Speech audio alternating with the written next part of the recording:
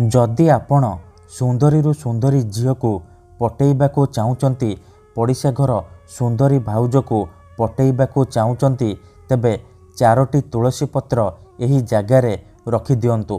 तापर देखिबे चमत्कार किपरि सेही समय ठारू से झील बा विवाहिता नारी आपणकर बसर हो जिवो, आपणकर सबु कथा मानिबो, आपण ताकू जहा कहिबे जेमिति कहिबे सी करिबो। जदि आपण केउ झील बा विवाहिता नारी को मने मने भल पाउचंती किंतु जेते चेष्टा कले मध्य ताकू पटेई पारुनांती, ता पछरे गोड़ेई गोड़ेई थकी गलेनी, हेले से झील बा नारी आपण को भाव देउनी, आपण को देखिले इग्नोर करुची। जदि आपण एही सबु समस्यार समाधान चाहूचंती, से झील बा भाउज को पटेइबाकू चाहूचंती, ताकू निज बसरे करी ताठारू निजर मन मुताबक काम हासिल करने चाहूचंती, तेबे आजिर एही वशीकरण भिडियोटी आपणकर काम रे आसीबो। कारण आजिर एही भिडियोटी रे मु आपनकु शिखेइबी बिना मंत्र तंत्र रे दुनियार सबुठारु शक्तिशाली वशीकरण, जार प्रयोग रे आपण सुंदरी सुंदरी झील को निज बसरे करि परिबे। वर्ष वर्ष धरी भांगी जाइतिबा पुराणा प्रेम को फेराई आनी पारिबे। जदि केउ झील आपण को छाड़ी पलैची, धोखा देइची, तेबे आपण एही वशीकरण करिकि देखंतु। से झील जेते दूर रे थिले मध्य आपणक पाखकु आसीबा पई बाध्य हेबो, निजे आसी आपणक सहित कथा हेबो, आपणकु भल पाउची बोली कहिबो। आपणक प्रेम रे एमिति दीवानी हेइ जिवो कि आपणकु न देखि गोटे मुहूर्त भी रही परिबनी।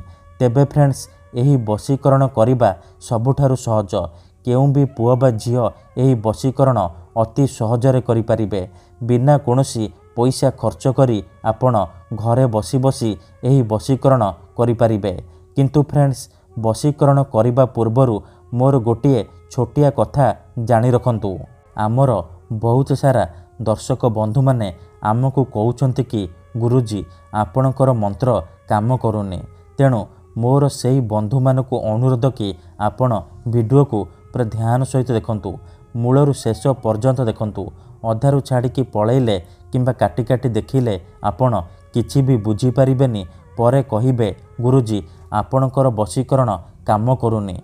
देखंतु, जेउपरि आपण भगवान को मानुचंती, भगवान को उपरे विश्वास रखिचंती, निजर सबु दुख कष्ट असुविधा भगवान को जणाउचंती, जदि से असुविधार समाधान न हेला तार माने नुहे कि भगवान नांती। सेहीपरि वशीकरण हुए, तंत्र मंत्र काम करे, किंतु एहाकू आपणकू सिद्ध करबाकू पड़िबो। प्रयोग विधि ठीक भाबरे करबाकू पड़िबो। तेबे जाई मु आपणकू ग्यारंटी देउची आपण मात्र गोटिए थररे सफल हेबे। जदि गोटिए थररे होउनी, द्वितीय थर चेष्टा करंतु, निहाती भाबे सफल हेबे। मने रखंतु, मंत्र तंत्र जंत्र वशीकरण ये एमिति सेमिति काम करेनी। मनरे संपूर्ण विश्वास निष्ठा आउ एकाग्रतार सहित आपणकू एही वशीकरण करबाकू पड़िबो। तेबे जाई मु आपणकू ग्यारंटी देउची आपण सुंदरी सुंदरी झील को मुहूर्तक भितरे पटेई पारिबे, पड़िशा घर सुंदरी भाउज को पटेई पारिबे। आउ गोटिए कथा जानि रखंतु, आमर एमिति बहुत सारा दर्शक बंधु माने अछंती जेउ माने आमको कमेंट करूछंती कि गुरुजी आपण आमर काम करि दियंतु, आपण जेते पैसा मागिबे आमे देबु। हजार हजार टंका जाचुछंती। देखंतु, आमर एही चैनल रे बहुत सारा वशीकरण वीडियो अपलोड करा जायछि, जाहाको आपणकर सुविधा पई अपलोड करा जायछि, जाहाको आपण बिना कोनोसी पैसा खर्च करी घरे बसी बसी करि परिबे। तेबे आपण पैसा कौन पई खर्च करिवे? आपणकू यूट्यूब रे एमिति अनेक चैनल मिल जिवो, जेउ माने मोबाइल नंबर देउछंती, ताबिज बिकुछंती, वशीकरण करिवे कहिकी हजार हजार टंका ठकी नेउछंती। तेणु मोर अनुरोध कि आपण वीडियो देखंतु, निजे चेष्टा करंतु, किंतु एही सब ठकामी रे पड़ंतु नाही। ठीक अछि, तेबे वशीकरण कौन पई करा जाय? जेतेबेले आपण केउ झील बा विवाहिता नारी किंबा कोनोसी पुरुष को निजठारु अधिक भल पाउचंती, ता बिना बंची पारिबेनी भाबुचंती, सेतेबेले आपण ବଶୀକରଣ କରିପାରିବେ।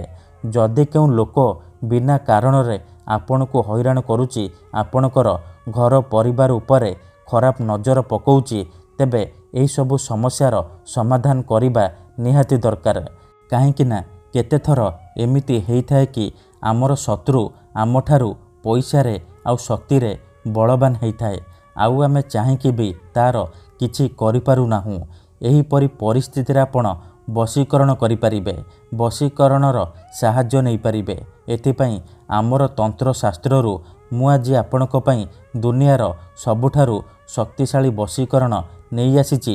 ଯଦି ଆପଣ ଏହାକୁ ଠିକ୍ ଭାବରେ କରିଦେଲେ, ସିଦ୍ଧ କରିଦେଲେ, ମୁଁ ଆପଣଙ୍କୁ ଯେମିତି କହିବି ଆପଣ ଠିକ୍ ସେହିପରି କରିଦେଲେ, ତେବେ ମୁଁ ଆପଣଙ୍କୁ ଗ୍ୟାରେଣ୍ଟି ଦେଉଛି ଆପଣ ଯାହାକୁ ଚାହିଁବେ ତାକୁ ପଟେଇ ପାରିବେ। ସୁନ୍ଦରୀରୁ ସୁନ୍ଦରୀ ଝିଅଠାରୁ ନିଜର ମନ ମୁତାବକ କାମ ହାସଲ କରିପାରିବେ। ସିଏ ଆପଣଙ୍କର ସବୁ କଥା ମାନିବ, ଯାହା ଚାହିଁବେ ତାହା କରିବ। ତେଣୁ ମନରେ କୌଣସି ଖରାପ ଉଦ୍ଦେଶ୍ୟ କିମ୍ବା କୌଣସି ଖରାପ କାମ ପାଇଁ ଏହି ବଶୀକରଣ ପ୍ରୟୋଗ କରିବେନି। ଯଦି ଆପଣ ସେ ଝିଅ ବା ନାରୀକୁ ସତରେ ଭଲ ପାଉଛନ୍ତି, ତେବେ ଆପଣ ଏହି ବଶୀକରଣ ପ୍ରୟୋଗ କରିବେ। କାହିଁକି ନା ମାତ୍ର ଥରେ ବଶୀକରଣ ହେବା ପରେ ସେ ଝିଅ ବା ନାରୀ ସାରା ଜୀବନ ପାଇଁ ଆପଣଙ୍କର ଗୁଲାମୀ କରିବ, ଆପଣଙ୍କର ଇସାରାରେ ନାଚିବ। ଆପଣ ତାକୁ ଯାହା କହିବେ, ଯେମିତି କହିବେ ସିଏ କରିବ। ତେଣୁ ଯଦି ଆପଣ ଏହି ବଶୀକରଣ କରିବାକୁ ଚାହୁଁଛନ୍ତି, ସେ ଝିଅ ବା ନାରୀକୁ ପଟେଇବାକୁ ଚାହୁଁଛନ୍ତି, ତାକୁ ନିଜ ବଶରେ କରି ତାଠାରୁ ନିଜର ମନ ମୁତାବକ କାମ ହାସଲ କରିବାକୁ ଚାହୁଁଛନ୍ତି, ତେଣୁ ଭିଡ଼ିଓଟିକୁ ମୂଳରୁ ଶେଷ ପର୍ଯ୍ୟନ୍ତ ପୁରା ଧ୍ୟାନ ସହିତ ଦେଖନ୍ତୁ। ତେବେ ଯାଇକି ଆପଣ ସମ୍ପୂର୍ଣ୍ଣ ପ୍ରୟୋଗ ବିଧି ଜାଣିପାରିବେ। ମନେ ରଖନ୍ତୁ, ପ୍ରଥମେ ଆପଣ କ'ଣ କରିବେ, ଧ୍ୟାନ ସହିତ ଶୁଣନ୍ତୁ। ଶୁକ୍ଳ ପକ୍ଷର ଶୁକ୍ରବାର ଦିନ ରାତିରେ ଶୋଇବା ପୂର୍ବରୁ ଗାଧେଇ ସଫା ବସ୍ତ୍ର ପିନ୍ଧିକି ଆପଣ 4ଟି ତୁଳସୀ ପତ୍ର, ଖଣ୍ଡିଏ ହଳଦିଆ କପଡ଼ା, 4ଟି ଅରୁଆ ଚାଉଳ, ଅଳ୍ପ ଟିକେ ଲାଲ ସିନ୍ଦୁର, ସାଧା କାଗଜ ଆଉ କଲମ ଆଣିବେ। ଏହିସବୁ ସାମଗ୍ରୀକୁ ନେଇକି ଆସନ ପକେଇକି ଦକ୍ଷିଣ ଦିଗକୁ ମୁହଁ କରିକି ବସି ପଡ଼ିବେ। ତାପରେ ଯେଉଁ ଝିଅ ବା ନାରୀକୁ ଆପଣ ବଶରେ କରିବାକୁ ଚାହୁଁଛନ୍ତି, ତାକୁ ମନେ ମନେ ଭାବିବେ। ତାପରେ ହଳଦିଆ କପଡ଼ାକୁ ନିଜ ସାମ୍ନାରେ ରଖିବେ, ଆଉ ତା ଉପରେ 4ଟି ତୁଳସୀ ପତ୍ର ରଖିଦେବେ। 4ଟି ତୁଳସୀ ପତ୍ର ଉପରେ 4ଟି ଅରୁଆ ଚାଉଳ ରଖିଦେବେ, ଆଉ ତା ଉପରେ ଅଳ୍ପ ଟିକେ ଟିକେ ଲାଲ ସିନ୍ଦୁର ପକାଇଦେବେ। ଏତିକି କରିସାରିବା ପରେ ସେ କାଗଜରେ ସେଇ ଝିଅ ବା ସ୍ତ୍ରୀର ନାମ ଲେଖିବେ, ଯାହାକୁ ଆପଣ ନିଜ ବଶରେ କରିବାକୁ ଚାହୁଁଛନ୍ତି। କାଗଜରେ ଝିଅ ବା ସ୍ତ୍ରୀର ନାମ ଲେଖିସାରିବା ପରେ ସେ କାଗଜକୁ ଭଲ ଭାବରେ ମୋଡ଼ିକି ସେ ହଳଦିଆ କପଡ଼ା ଉପରେ ରଖିଦେବେ। ତାପରେ ସେହି ସବୁ ସାମଗ୍ରୀକୁ ହଳଦିଆ କପଡ଼ାରେ 3ଟି ଗଣ୍ଠି ପକେଇକି ବାନ୍ଧିଦେବେ। ସେ ଗୋଟିଏ ପୁଟୁଳି ହେଇଯିବ। ସେ ପୁଟୁଳିକୁ 2 ହାତରେ ବନ୍ଦ କରିକି ଧରିବେ। ତାପରେ ସେଇ ଝିଅ ବା ସ୍ତ୍ରୀକୁ ମନେ ମନେ ଭାବିବେ। ତାପରେ ତାର ନାମ 3 ଥର କହିବେ। ତାପରେ ସେ ପୁଟୁଳିରେ ଗୋଟିଏ ଥର ଫୁଙ୍କିଦେବେ। ଏତିକି କରିସାରିବା ପରେ କ'ଣ କରିବେ, ସେ ପୁଟୁଳିକୁ ନେଇକି ଯେଉଁ ଝିଅ ବା ନାରୀକୁ ବଶରେ କରିବାକୁ ଚାହୁଁଛନ୍ତି, ତା ଘରର ମୁଖ୍ୟ ଦ୍ୱାର ବା ମୁଖ୍ୟ ଗେଟ୍ ପାଖରେ ଆପଣ ରଖିଦେଇ ଚୁପଚାପ ଘରକୁ ଫେରି ଆସିବେ। ଗ୍ୟାରେଣ୍ଟି ଦେଉଛି, ଏତିକି କରିକି ଦେଖନ୍ତୁ, ଯେତେ ସୁନ୍ଦରୀ ଝିଅ ହେଇଥାଉ ଆପଣଙ୍କ ପ୍ରେମରେ ଦିବାନୀ ହେଇଯିବ। ଧନ୍ୟବାଦ।